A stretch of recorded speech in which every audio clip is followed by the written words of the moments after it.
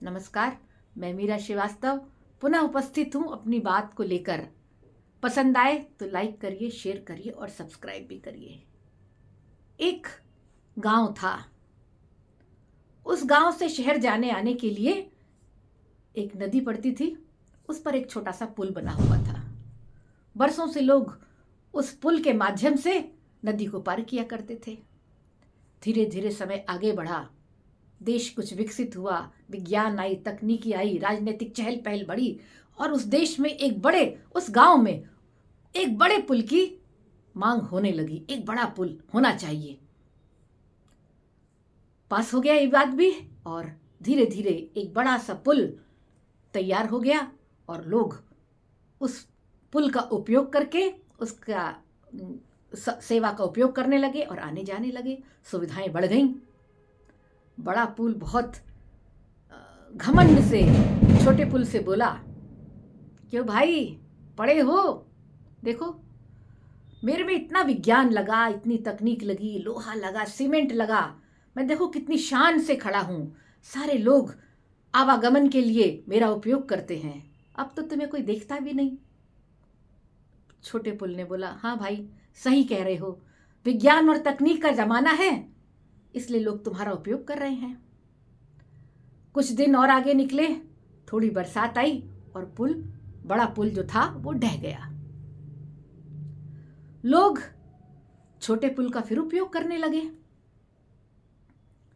एक दिन बड़ा पुल पड़े पड़े बोला, छोटे भाई, मुझ में इतनी सीमेंट लगी, इतने कंक्रीट लगे, इतना लोहा लगा, विज्ञान तकनीक लगी, पर मैं गिरा पड़ा हूं और तुम तो बहुत पुराने, किसी नई तकनीक के सहारे नहीं थे, फिर भी आज भी खड़े हो, शान से अड़े हो।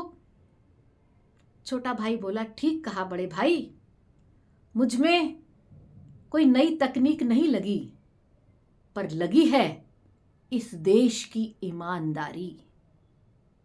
सही कहा ना उसने। जब देश के हर व्यक्ति की ईमानदारी किसी काम में लगती है तो वो काम टिकाऊ होता है, वो काम देश के लाभार्थी होता है, देश के लोगों की सेवा के लिए होता है। मेरे कहने का तात्पर्य है, ये राष्ट्रीय चैतन्यता हम सब के अंदर होनी चाहिए। हम चाहे कोई सा भी कार्य कर रहे हों। हम एक शिक्षक के रूप में केवल बच्चों को पढ़ा के अपनी सेवाओं के बदले तनख्वाह नहीं ले रहे हैं। हम देश के भविष्य को तैयार कर रहे हैं, देश के नागरिकों को तैयार कर रहे हैं। ये करना हमारा कर्तव्य है। ये चिंतन इस प्रकार का होना चाहिए। ये राष्ट्रीय चैतन्यता हमारे अंदर होनी चाहिए। मैं ये पुल बना रहा हूं, रोजी रोटी कमा रहा हूं, सिर्फ नहीं, रोजी रोटी कमाना एक कार्य है, पर यह पुल देश के लाभार्थ बन रहा है, मेरे देशवासियों के लिए बन रहा है। जो पुल का ठेकेदार निर्माण कर रहा है वो केवल अपना लाभ कमाने के लिए नहीं, देश के हितार्थ कार्य कर रहा है। हर चीज में, चाहे वो डॉक्टर की सेवाएं हो, चाहे वो शिक्षक की सेवाएं हो, चाहे पुल निर्माण करने वाली की सेवाएं हो, किसी राजनीतिक की सेवाएं हो, कोई भी सेवा हो, कोई भी कार्य हो, हर कार्य समर्पित अंततः देश के प्रति होना चाहिए। ये राष्ट्रीयता की भावना, ये राष्ट्रीय चैतन्यता, ये चिंतन हमारे जीवन में जब उतर जाएगा, तब हमारे देश को विकास के बढ़ते चरणों पर जाने से कोई नहीं रोक सकेगा। बहुत से लोग प्रयत्न में जुटे हैं, हमारा देश आगे बढ़े, निरंतर आगे बढ़े, पर उन सब के साथ हमारा भी कर्तव्य है कि हम जीवन में खूब सफलता प्राप्त करें, सफल हों, अपने जीवन को सुखी बनाएं, पर ये केवल स्वार्थ अपने लिए नहीं रखें। हम स्वार्थी बनकर सिर्फ अपने ही लाभ के लिए काम नहीं करें, हम देश के हितार्थ काम करें। हम एक निर्माण कर रहे हैं, देश का निर्माण कर रहे हैं, हम सेवाएं दे रहे हैं, देश के लिए सेवाएं दे रहे हैं। जैसे अंततः हम बाद में किसको समर्पित करते हैं? तेरा तुझको अर्पण, ईश्वर को समर्पित करते हैं। तो ईश्वर हमारा आध्यात्मिक जो जीवन है उसके प्रति हमें ईश्वर को समर्पित करना चाहिए। पर यदि ईश्वर के प्रति हमारे समर्पण का भाव है, तभी हमारे अंदर ये भाव भी रहना चाहिए कि ये सब हम राष्ट्र को समर्पित करते हुए कार्य कर रहे हैं।